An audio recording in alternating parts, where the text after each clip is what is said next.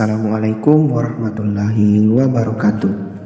Perkenalkan, saya Mataditya Pratama dari Prodi Agribisnis Fakultas Pertanian Universitas Muhammadiyah Sinjai. Dalam video ini, saya akan membawakan materi mengenai perencanaan sumber daya manusia. Langsung saja ke materi pertama, mengenai pengertian perencanaan sumber daya manusia. Jadi dalam video ini terdapat beberapa pengertian perencanaan sumber daya manusia. Pengertian pertama, perencanaan sumber daya manusia merupakan proses peramalan yang bersifat sistematis dengan cara menghubungkan kebutuhan sumber daya manusia suatu perusahaan dengan strategi dan tujuan perusahaan. Kemudian pengertian kedua, perencanaan SDM atau sumber daya manusia adalah proses berkelanjutan dari perencanaan sistematis untuk mengoptimalkan sumber daya manusia yang ada di perusahaan.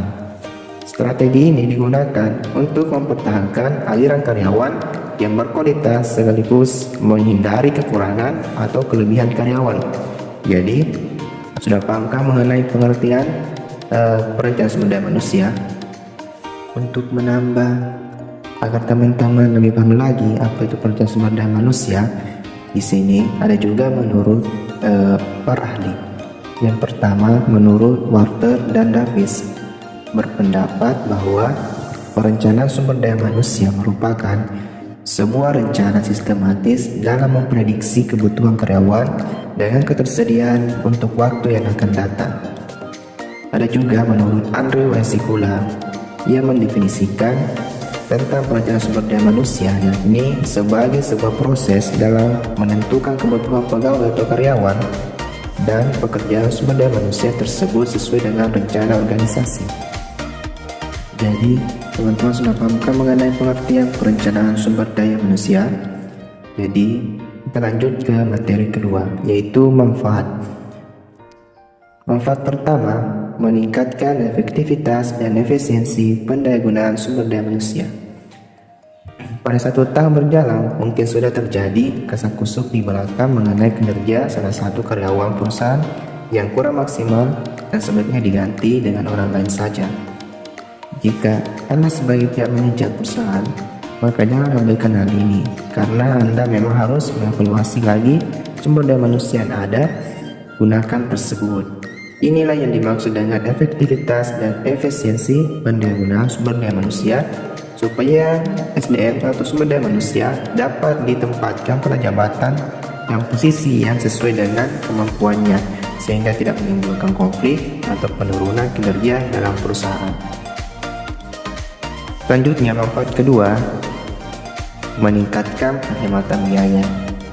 Biaya merupakan salah satu komponen penting yang ada di dalam perusahaan dan harus diperhatikan dengan betul, karena jika ada yang salah mengenai biaya atau beban ini bisa membuat perusahaan mengalami masalah keuangan serius. Hal ini juga berkaitan dengan perencanaan sumber daya manusia.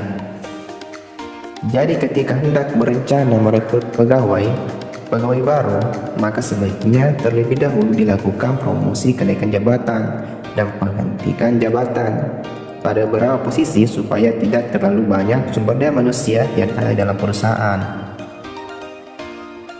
Manfaat yang ketiga yaitu memastikan kebutuhan SDM atau sumber daya manusia yang kompeten.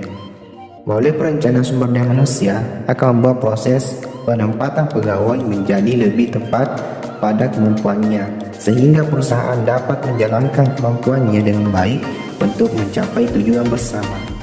Ini juga diperlukan bagi pihak manajemen supaya bisa mengenali pegawainya dengan baik. Manfaat yang keempat, mendorong terbangunnya sistem informasi SDM yang akurat. Perencanaan SDM ini juga akan memberikan sistem informasi yang akurat dan tepat bagi perusahaan, sehingga setiap pegawai memiliki masalah atau kekurangan dapat diatasi dengan baik. Begitu pula dengan pegawai memiliki kompetensi lebih baik dari yang lain, juga bisa diberikan bagian yang lebih baik. Kemudian manfaat yang terakhir, meningkatkan koordinasi antar SDM. Ini juga merupakan salah satu manfaat yang sangat penting dari adanya sehingga tujuan perusahaan bisa tercapai lebih optimal tanpa adanya miskomunikasi antar divisi. Meskipun terlihat sepele, namun ini kerap kali menjadi masalah di mana ada miskomunikasi. Materi yang terakhir yaitu mengenai faktor-faktor perencanaan sumber daya manusia. Jadi faktor yang pertama ada perkembangan ekonomi. Perkembangan ekonomi mempunyai pengaruh yang besar tetapi sulit diestimasi. Sebagai contoh, tingkat inflasi, pengangguran, dan tingkat bunga sering merupakan faktor penentu kondisi bisnis yang dihadapi perusahaan. Faktor yang kedua, kondisi sosial, politik, hukum, dan kondisi sosial, politik, hukum mempunyai implikasi pada perencanaan sumber daya manusia melalui berbagai peraturan di bidang personalia, perubahan sikap dan tingkah laku, dan sebagainya. Faktor yang ketiga, perubahan teknologi. Perubahan teknologi sekarang ini tidak hanya sulit diramal tetapi juga sulit dinilai. Perkembangan komputer secara dahsyat merupakan contoh jelas bagaimana perubahan teknologi menimbulkan gejolak sumber daya manusia. Kemudian yang terakhir, para pesaing. Pesaing merupakan suatu tantangan eksternal lainnya yang akan mempengaruhi permintaan sumber daya manusia organisasi.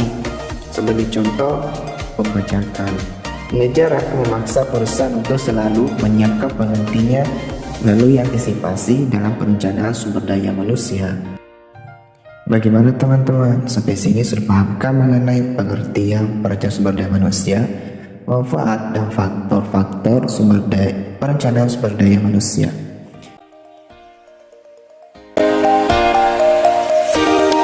Saya ucapkan terima kasih kepada teman-teman yang sudah menonton video saya. Semoga apa yang saya sampaikan dapat bermanfaat bagi teman-teman. Wassalamualaikum warahmatullahi wabarakatuh.